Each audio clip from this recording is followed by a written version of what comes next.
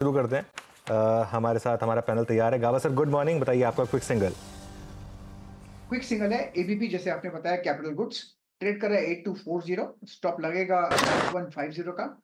On the upside जो target है 8500 के नजर आते हैं, वो मिनिमम टारगेट लगता है। एक दो दिन लग सकते हैं एबीबी।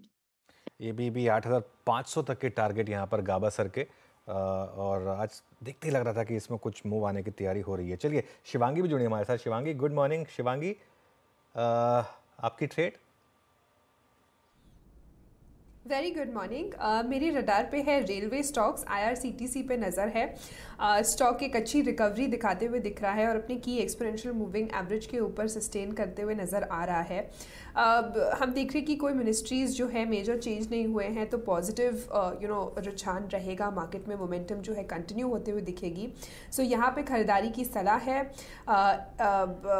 जो टारगेट्स बनते हुए दिख रहे हैं 1060 के एंड 1000 के एक स्टॉप लॉस के साथ।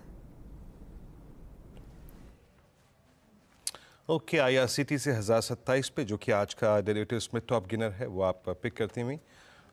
मानस, आपका ट्रेड।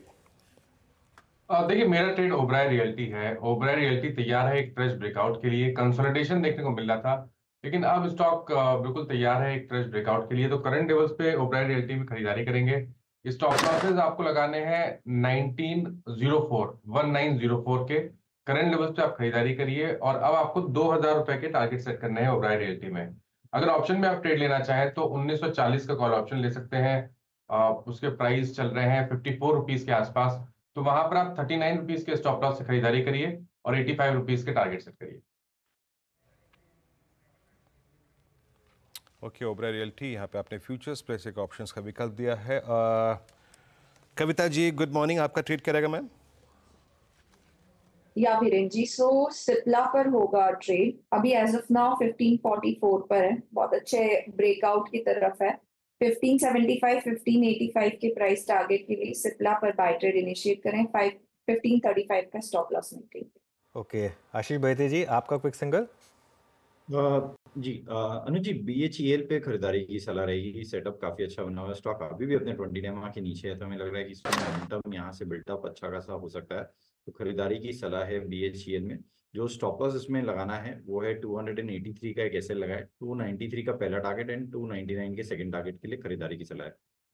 ओके, मीनवाइल एबीबी में उस लेवल से और 100 रुपये करीब जुड़ चुके हैं जिस लेवल पर वो कॉल गई थी। वहाँ से अब 8300 के करीब एबीबी। तो शानदार शानदार वो ट्रेड रही। राजेश पालवे जी, आपका क्विक सिंगल क्या रहेगा?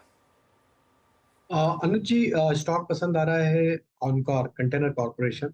स्टॉक में अगर हम देखें तो डेली सेटअप पे स्टॉक ने दो दिन लास्ट दो ट्रेडिंग सेशन में एक नैरो प्राइस रेंज में कंसोलिडेशन देखने को मिला। आज की फॉलोअप बाइंग एक्शन बनते हुए दिख रही है। स्टॉक में एक ब्रेकआउट होते हुए दिख रहा है। हमें लगता है कॉनकॉर यहाँ से अपवर्ड मोमेंटम कंटिन्यू करेगा। 1095 1100 की तरफ स्टॉक के टारगेट आते हुए दिख सकते हैं। स्टॉप लॉस रखना होगा करीब 1058 के आसपास। ओके, अब सतपुते जी के पास चलते हैं। सर, आपकी कॉल, सतपुते जी। वीरेंद्र जी, देखिए, मेरी नजर है डीएलएफ पे। मुझे लगता है डीएलएफ में यहाँ पे एक फ्रेश ब्रेकआउट मिला है, और ये जो हम लोगों ने ट्रेंड रिवर्सल देखा था कुछ दिनों पहले, उसके बाद सेल ऑफ आया और उसके बाद फिर से ये अपने ट्रेंड को रिगेन करते हुए, तो मुझे लगता है डीएलएफ में नजर रखे। यहाँ पे एक अच्छा स्विंग मिलेगा। 880 का टारगेट होगा और स्टॉप लॉस रहेगा 858 का buy DLF. Okay, buy DLF. ये हो गई राजेश जी की ट्रेड।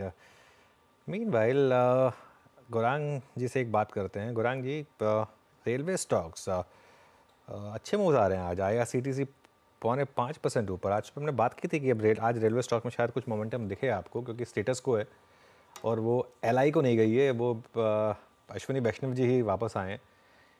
क्या ये वो जो रैली थी वो रिज्यूम होगी रेलवे स्टॉक्स में अब? देखिए अनुज भाई, पहले तो ये अनौपचारिक महाविश्वविद्यालय जो है, यूट्यूब, व्हाट्सएप वगैरह, यहाँ पर बहुत सारे लोग बुद्धिमान है जो टिप्पणियां करते हैं। एक बात आपको ये ध्यान में रखनी है कि जो गति और जो संतुलन अब आगे बढ़ेगा, वो निर्णायक तरीके से कुछ क्षेत्र के ऊपर नीतियों के आधार पर सकारात्मक सा रुझान लाएगा। और मैंने कई बार हमारे ही चैनल सीएनबीसी आवाज पर यह बात कही कि रक्षा क्षेत्र, भारतीय रेल से जुड़ी हुई कंपनी, ऊर्जा क्षेत्र और निर्माण कार्य यानी कि इंफ्रास्ट्रक्चर। ये सिर्फ 3-6 महीने या साल भर या 1.5 साल की आगे बढ़ने वाले क्षेत्र नहीं है, ये आने वाले 3 से 5 साल की मैं बात कर रहा हूँ। जितनी भी सक्षम कंपनियां हैं यहाँ पर, हालांकि मैं औपचारिक स्तर पर राय नहीं दूंगा, लेकिन कुछ नाम बिल्कुल ले सकता हूँ। ये मान के चलिए कि ये कोई निवेश की राय नहीं, ये मात्र कंपनी के आधार पर जो आपने प्रश्न पूछा उसका उत्तर दे रहा हूँ। तो IRCTC जैसी कंपनियां हैं, इरकॉन जैसी कंपनियां हैं, रेलटेल जैसी कंपनियां हैं, RVNL जैसी कंपनियां हैं, ये सभी सक्षम और मजबूत कंपनियां हैं। और एक बात जो मेरे ख्याल से मेरे जहन में बैठ गई है अनुज भाई, नितिन गडकरी जी ने एक बात कही थी कि हमारे देश में जो माल का आवागमन होता है वो ज्यादातर रोड से होता है। इस परिस्थिति को परिवर्तन करने के लिए एक दिक्कत जो भारतीय रेल के साथ है वो है लास्ट माइल कनेक्टिविटी।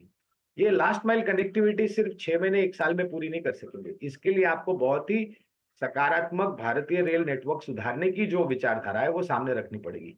उसके आधार पर जो भी सक्षम कंपनियां हैं, चाहे वो सरकारी हो या निजी क्षेत्र की कंपनी, बहुत लंबे समय तक ये ग्रोथ स्टोरी बनी रहेगी।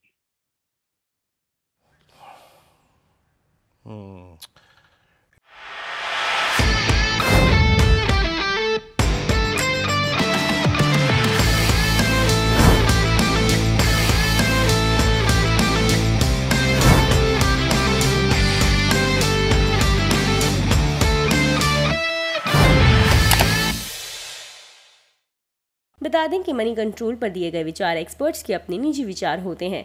वेबसाइट या मैनेजमेंट इसके लिए उत्तरदायी नहीं है। यूजर्स को मनी कंट्रोल की सलाह है कि कोई भी निवेश निर्णय लेने से पहले सर्टिफाइड एक्सपर्ट की सलाह लें।